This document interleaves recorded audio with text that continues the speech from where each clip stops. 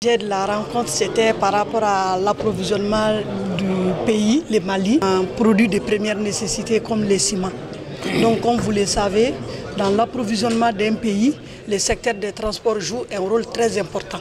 Quand on dit secteur des transports, c'est sûr que les infrastructures routières aussi sont concernées. Si vous regardez les corridors, les principaux corridors par lesquels nous avons 68,2% de nos frais de transit, ça c'est le corridor Bamako-Dakar par le nord. Et ces corridors, l'infrastructure routière est en chantier. Mais compte tenu des actes terroristes barbares, que ces travaux ont fait l'objet. Nous avons eu des perturbations en ce qui concerne les trafics. Et ensuite, nous étions en période de pointe, c'est-à-dire l'approvisionnement du Mali en engrais, les intrants agricoles, et ensuite l'approvisionnement du Mali en denrées d'autres premières nécessités comme les riz, et ensuite aussi l'approvisionnement du Mali en produits spécifiques comme les ciments.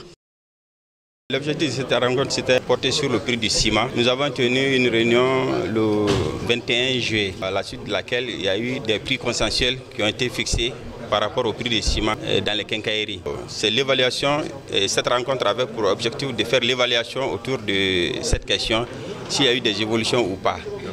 Donc, ce qui a été quand même convenu, c'est que les prix qui ont été fixés depuis le mois dernier, ces prix doivent être reconduits, à savoir le prix, c'est 112 000 francs pour le ciment local et 117 000 francs pour le ciment importé au niveau des quincailleries.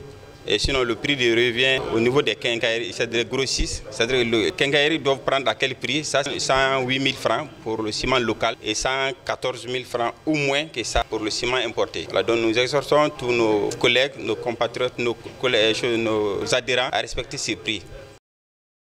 De la mise en œuvre de l'axe 3 de la lettre de cadrage adressée à monsieur le premier chef du gouvernement, le général de division Ablaye Maiga, par le président de l'administration chef de l'État, le général d'armée Assimi Goïta, est relative à la satisfaction des besoins fondamentaux des populations. Il y a un certain nombre de produits de première nécessité qui ont été retenus par le gouvernement afin d'assurer la disponibilité de ces produits sur l'ensemble du territoire national. Et parmi ces produits de première nécessité retenus par le gouvernement, il y a effectivement le ciment. Depuis quelques années, nous avions constaté une flambée des prix du ciment sur le marché et qui s'expliquait par un certain nombre de facteurs exogènes et endogènes. Et le 21 juillet 2025, nous avons eu une réunion de concertation avec l'ensemble des acteurs de la filière ciment pour échanger sur ces facteurs-là. Et à l'issue de nos échanges, on a fait un diagnostic et des propositions, notamment tout ce qui concerne l'approvisionnement des usines en matières premières, tout ce qui concerne le transport, aussi bien la disponibilité des camions que le coût du transport, mais surtout aussi tout ce qui concerne la sécurisation, n'est-ce pas, des unités de production. Et sur la base de cela, on a pris des décisions de fixation des prix et la réunion de ce jour avait pour objet donc